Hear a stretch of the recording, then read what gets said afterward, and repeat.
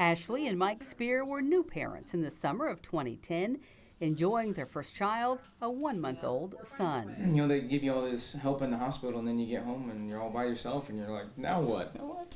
You know, but it was an exciting time. During the day on June 23rd, Mike was sleeping because he'd worked the overnight shift.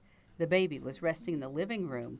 Ashley had pulled some weeds and then decided to watch a movie when there was a knock at the door. Lady there asking if she could use the phone. So I said yes and invited her in. That lady was Stephanie Foster. She looked like she was 9 months pregnant. She used the phone, went to the restroom, and left.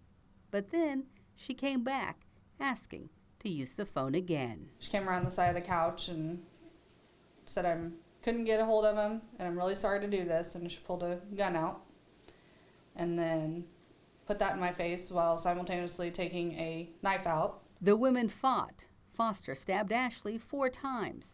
Mike woke when he heard his wife scream.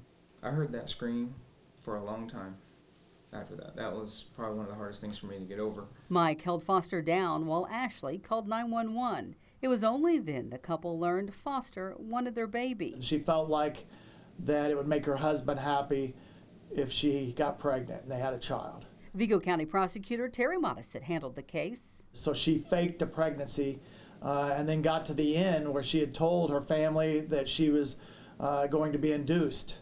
And so now her lies had kind of came to the point where she was going to be exposed. Modisett says that Foster would scan birth announcements in the local newspaper. She tracked down the Spears, ultimately leaving Ashley hospitalized in an intensive care unit. She had a chipped vertebrae, her lung was collapsed.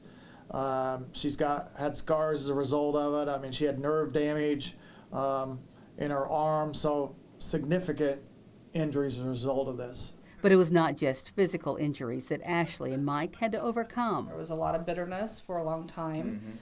There was a lot of fear. There was a lot of just bafflement, like why?